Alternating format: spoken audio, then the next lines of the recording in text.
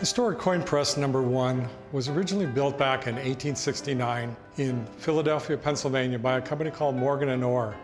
And the press was ordered brand new for the new mint that was going to open in Carson City in 1870. It arrived here in 1869 and then went into production, and in fact it was the first and only press for the first 5 years here at the mint, and did the original coins. The first coin that was minted in February of 1870, a Liberty seated dollar, and then followed a couple of days later producing a $20 gold piece.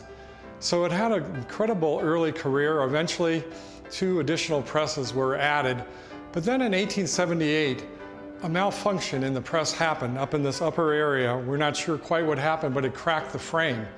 So instead of sending the press all the way back to Philadelphia to Morgan & Orr, we were just 2 blocks away from the Virginia and Truckee Railroad workshops, and they agreed to repair the press.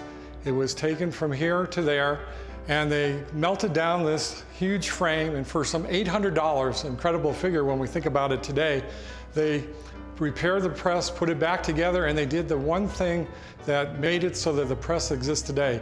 They removed the original builder's plate here, which said Morgan & Orr, and replaced it with their name, Virginia and Truckee Railroad Works, and they dated it Carson, Nevada, 1878.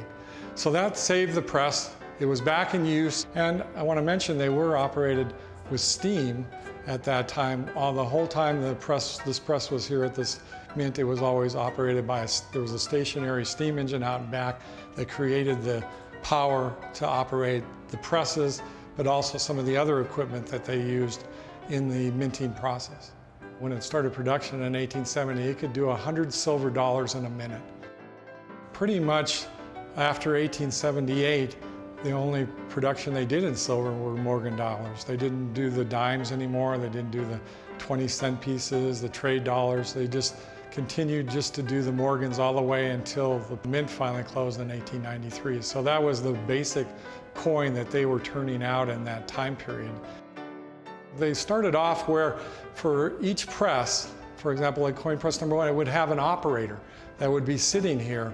They would start the press going, and you can imagine with that producing 100 a minute, they had to be on top of things. And basically what they did, there was a tube that sat up in front. They would be sitting in a chair where I'm standing here. There would be a bin next to them that would have the blanks, and their job was to make sure that that tube was constantly filled. Now the size of the blanks would depend on if they were doing silver dollars, if they were doing a dime, a 50-cent piece. So the idea was to keep that. So there was one individual, and I think this is an interesting point, sometimes it's overlooked, is that women were sometimes operators of the press. And they would sit here and they would do that during the day. The other part of their job that they were really known for, not so much as operators of the press, but they were the adjusters. And this table in front of me is actually an adjuster's table, and they were the quality control. And you can just see where they would sit at. There would be a table for 3 on this particular one. This machine is designed to go up to 200 tons of pressure. But for example, to do a silver dollar in the 1800s, it would get up to 175 tons of pressure to do that. And that would be because it's 90% silver and 10% copper. But think of that when it was doing 100 a minute, the force and the movement of this wheel here, this big wheel going around at that rate, so that it's coming up and then down, up and down so quickly. And it was high technology for its day. Actually, the mint was very proud of its ability to do that kind of production.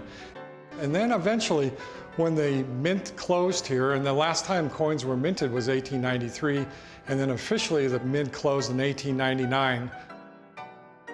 So it's an exciting piece of our history in the state of Nevada, but nationally, I contend it's the most significant and most unique coin press that's still in existence in the United States.